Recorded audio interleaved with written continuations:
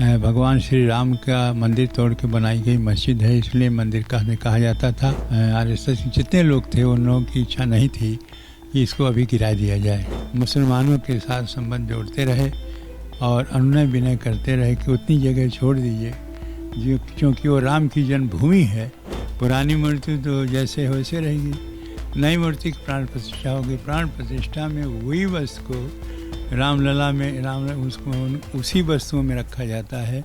तो 22 जनवरी को भगवान रामलला की प्राण प्रतिष्ठा का कार्यक्रम होना है। पूरे देश प्रदेश में इसे लेकर उत्साह नजर आ रहा है, क्योंकि ये सिर्फ एक उत्सव ही नहीं, इसे पूरे दुनिया के जो है नजरें इस पर रहने वाली है। और क्या तैयारी है अयोध्या में इसे लेकर, और संत समाज कितना उत्सुक है इस दिन के लिए। आज यही खास बातचीत करने के लिए हमारे साथ रामलला के मुख्य पुजारी आचार्य सत्येंद्र दास जी है। आचार्य जी, बहुत बहुत स्वागत है आपका एबीपी न्यूज में। राम मंदिर आंदोलन से लेकर आपने हर दौर को देखा है रामलला के, चाहे मैं टेंट से लेकर अस्थाई मंदिर या फिर अब जो भव्य मंदिर बनने जा रहा है उसमें प्रवेश करने वाले हैं रामलला।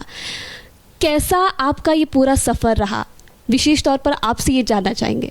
देखिए, वो आंदोलन बहुत प्राचीन रहा और बहुत संघर्षमय रहा। पहले 23 दिसंबर 1949 को रामलला प्रकट हुए उस विवादित ढांचा में, जिसे तथाकथित मस्जिद कही जाती थी, लेकिन भक्तगण उसे भगवान श्री राम का मंदिर तोड़ के बनाई गई मस्जिद है, इसलिए मंदिर कहा जाता था। और 23 दिसंबर 1982 वहाँ से कोर्ट के द्वारा रामलला की पूजा शुरू हुई और 6 दिसंबर 92 को ढांचा गिर गया। यहाँ की भक्तों में रहा कि कलंक का स्वरूप है और जो बाबरी मस्जिद के नाम से कहा जाता है, इसके गिरा देना, इसको ध्वस्त कर देना ही उचित है। और कार सेवक को बुलाया गया कार सेवा करने के लिए, और लेकिन वो इन लोगों के जो हमारे विश्व हिंदू परिषद के, बजरंग दल के और आरएसएस के जितने लोग थे उन लोगों की इच्छा नहीं थी कि इसको अभी गिरा दिया जाए। लेकिन उन भक्तों में इतना क्रोध रहा जो हमारे सामने देखने को मिला कि उसको सब लोग मिलकर गिराई दिया। हमको उसमें सिंहासन के सहित भगवान रामलला को, चारों भाइयों को अलग हटाना पड़ा, हनुमान जी को हटाना पड़ा और गिर जाने के बाद में फिर उसी पर तिरपाल लगा के और रामलला के सिंहासन से स्थापित किया गया, जो अस्थायी रूप में रहा और इसी की पूजा अर्चना शुरू हुई। तो 6 दिसंबर की घटना जो थी वो इस रूप थी। इसके बाद में बहुत दिन चला, 28 वर्ष तक रामलला तिरपाल में रहे। और अभी जो वर्तमान समय में अस्थाई मंदिर में विराजमान हैं वो भी 2020 में आए। तो इस तरह से वहाँ के संघर्ष था। और इधर संतों ने, भक्तों ने मुसलमानों के साथ संबंध जोड़ते रहे और अनुनय विनय करते रहे कि उतनी जगह छोड़ दीजिए जो, क्योंकि वो राम की जन्मभूमि है। हम सब चीज़, मंदिर बदल सकते हैं, सब बदल सकते हैं, जिस प्रकार किसी की जन्मभूमि नहीं बदली जा सकती, वैसे हम भगवान श्री राम की जन्मभूमि नहीं बदल सकते। और उन लोगों का कहना था जो मस्जिद बन गई है, मज़ार बन गया है, वो सब अल्लाह खुदा के अधिकार में होता है, किसी इंसान को देने का अधिकार नहीं है। इसलिए वो समस्या समाधान नहीं हुआ। बाद में चल कर के कोर्ट ने ही उसका समाधान किया। और 9 नवंबर 19 में, जहाँ पर अभी वर्तमान समय में रामलला की पूजा अर्चना हो रही है। अब ये हुआ कि मंदिर बन करके तैयार हो गया। लगभग 3 वर्ष लग गया उसको बनाने में, एक प्रथम तल को। अब इसके बाद में वह प्राण प्रतिष्ठा उस मूर्ति की होगी जो नई मूर्ति बन रही है। पुरानी मूर्ति तो जैसे वैसे रहेगी, नई मूर्ति की प्राण प्रतिष्ठा होगी। प्राण प्रतिष्ठा में वही वस्तु को रामलला में उसको उसी वस्तुओं में रखा जाता है, उस नई मूर्ति को जो उनके पूजा अर्चना भोग राग में आता है। जैसे अन्न हुआ, फूल फल हुआ, और उसके बाद में वस्त्र हुआ, ऐसे जितनी भी हैं उनको रखा जाता है। उसी को जैसे कहते हैं कि अन्नाधिवास, अन्न में रखा गया, पुष्पाधिवास, फूल में रखा गया, उसके बाद औषधि अधिवास, औषध में रखा गया। इसी तरह से सभी वस्तुओं को रखा जाएगा, फिर उसमें निकाला जाएगा। अंत में जल से धोला जाएगा, फिर पंचामृत बनेगा, उस पंचामृत से स्नान करा जाएगा। और इस तरह से उस प्रतिमा को फिर जो शास्त्रों में वर्णन है जिस मंत्र से, उस मंत्रों से उनका आवाहन किया जाएगा, और इसी के नाम प्राण प्रतिष्ठा है, जो बहुत विधि विधान से चलता है। मौजूदा मंदिर और जो मौजूदा मूर्ति है, अब रामलला जब अपने भव्य मंदिर में प्रवेश कर लेंगे उसके बाद उनका क्या होगा? क्या वहाँ भी पूजा होगी? देखिए, 2 प्रकार की प्रतिमाएं मंदिर में होती हैं, एक चल एक अचल। चल उसके होती जो यहाँ से वहाँ हटाया जा सकता है, जैसे वर्तमान समय की जो मूर्ति हैं वो भगवान रामलला के वो चल मूर्ति, अचल नहीं है। उनको पहले विवादित ढांचा में रही, फिर उसके बाद त्रिपाल में रही, वर्तमान समय में अस्थायी मंदिर में है। इस मूर्ति को चल मूर्ति कहते हैं, और इसको उत्सव मूर्ति भी कहते हैं। कभी उत्सव में ले जाना हो बाहर तब भी उस प्रकार से जा रही हैं, तो इस प्रकार की मूर्ति है। लेकिन जो मूर्ति की प्राण प्रतिष्ठा होगी, और जैसा कि टेस्ट के माध्यम से ये पता चला है कि 5 वर्ष का जो बालक होता है, उस 5 वर्ष के बालक के अवस्था का रामलला की वो प्रतिमा होगी जिसकी प्राण प्रतिष्ठा होना है, और वो मूर्ति अचल मूर्ति होगी, वो हटाया नहीं जाएगा, उसी जगह वो रहेगी। तो इस तरह से वह मूर्ति का प्राण प्रतिष्ठा होने के बाद में तब उसकी जिस विधान से पूजा वैष्णव संप्रदाय के अनुसार चल रही है, भगवान राम लक्ष्मण सीता माता की सबके, उसी हिसाब से वो प्रतिमा की पूजा अर्चना चलेगी। अयोध्या में आपने देखा कि किस तरीके से विकास लगातार हो रहा है, बदल रहा है, आपने पूरा दौर भी देखा है उसका।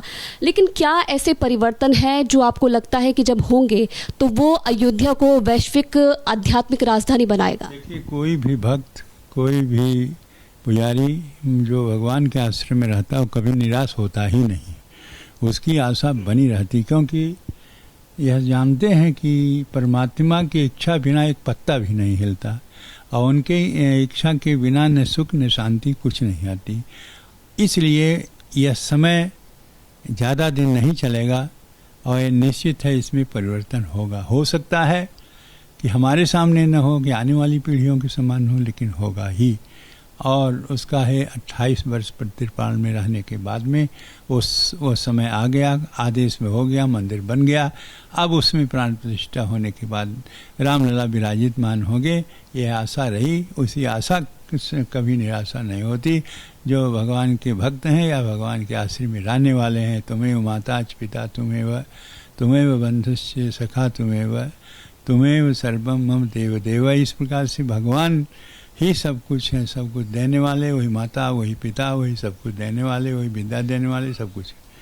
तो इसलिए ऐसी आशा रखने वाले कभी निराश नहीं होते। रामानंदी पद्धति बहुत चर्चाओं में थी इन दिनों, कहा जा रहा था कि इस हिसाब से भी पूजा हो सकती है। इसके बारे में मैं आपसे समझना चाहूँगी कि आखिरकार ये पद्धति है क्या, और फ़र्क क्या रहने वाला है अभी की पूजा में और जो 22 जनवरी के बाद पूजा होगी उसमें? देखिए, यहाँ पर कई संप्रदाय, जैसे रामानंद संप्रदाय, जो रामानंद आचार्य हुए थे, रामानंद स्वयं रामे प्रादुर्भूत स्वयं रामानंद स्वयं राम प्रादुर्भूत महीतले। ये श्लोक है कि मही की पृथ्वी के तल में भगवान ही रामानंदाचार्य के रूप में बने। उन्होंने परंपरा बनाई, एक विधि बनाई पूजा अर्चना की, और जो सभी जितने भी राम के मंदिर हैं सभी में उसी पद्धति से पूजा होती है। उसी पद्धति से यहाँ राम जन्मभूमि पर रामलला की पूजा हो रही है, और उसी पद्धति से रामानंदी पद्धति से आगे भी जो रामलला की प्राण प्रतिष्ठा होगी उनकी भी पूजा होगी।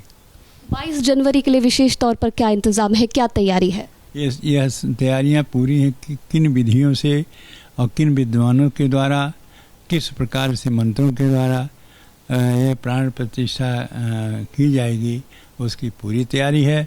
वो बाहर से विद्वान आएंगे जो वैदिक विद्वान होते हैं, वेद शास्त्र का जिनको ज्ञान होता है, और उसी विधि विधान से प्राण प्रतिष्ठा करते हैं। 22 तारीख को करेंगे। उसमें स्वयं प्रधानमंत्री जी भी उपस्थित होंगे, और हमारे योगी आदित्यनाथ जी जो हमारे मुख्यमंत्री वो भी उपस्थित होंगे। इस प्रकार के वो प्राण प्रतिष्ठा पूर्ण होगी 22 जनवरी को। एक आखिरी सवाल मेरा आपसे रहेगा कि मंदिर तो अब बन रहा है, भव्य मंदिर बन रहा है, लेकिन संत समाज अब 2024 में किसे आशीर्वाद देने वाला है? देखिए, जहाँ पर कृपा राम के होई तहाँ पर कृपा करें सब कोई। भगवान की कृपा और जिस पर होती है वो उन पर होती है जो उनके भक्त होते हैं, उनके आश्रित होते हैं, उनके सहारा लेकर चलते हैं, उनके विश्वास होता है, उन पर उनकी श्रद्धा होती है। ऐसे पर ही भगवान की कृपा बनती है। और जो उनको नकार देते हैं कि ना इनमें नहीं कुछ है, जैसे पूजें तो पत्थर, पूजें तो देवता, न पूजें पत्थर, ऐसी तमाम कहानियाँ सब कुछ है। तो देवता जो हैं वो उनकी कृपा बनी रहे, इसलिए अपने घोषणा पत्र में सरकार स्वयं भाजपा सरकार शुरू से करती आई है। और उसका परिणाम है कि 2 सांसद से बढ़ते बढ़ते आज 303 सांसद हैं। और आगे भी जो 24 का है उसमें भी जिस तरह से विपक्ष आता कि बोलने से नहीं होता, करने से होता है। सरकार वर्तमान समय में जनता की कार्य करती है, क्या आवश्यकता है उसको पता है, और वही कार्य करने का परिणाम यह है कि 3 प्रांतों में भाजपा की सरकार बन गई, कांग्रेस की सरकार गिर गई। तो जो भगवान के आश्रय हैं, बहुत लोग ऐसे कहते हैं जो राम को लाए हैं उसको हम लाएंगे। तो राम के आश्रित रहने पर राम की कृपा सब पर बनती है, और उन्हीं के सहारा रहने से उनको मन वांछित फल मतलब विजय मिलती है और सत्ता मिलती है। जिस प्रभु के नाम से वह अलौकिक जो जगह है जिसे हम वैकुंठ कहते हैं, स्वर्गलोक, जनलोक, परलोक है, जब उसकी प्राप्ति हो जाती तो संसार के सुख सुविधा के लिए यदि उनकी कृपा होगी तो निश्चित बनेगा। जो कृपा भगवान की होगी ये इस पर जनता की कृपा होगी, और इस तो जनता के माध्यम से उनको जीतना है। अब कितना प्रभाव वो अपने कार्यों से कितना प्रसन्न कर सकते हैं, कितना सुविधा दे सकते हैं जिससे जनता उनकी ओर हो और उनको वोट दे, वोट के माध्यम से वो सत्ता में मिले उनकी।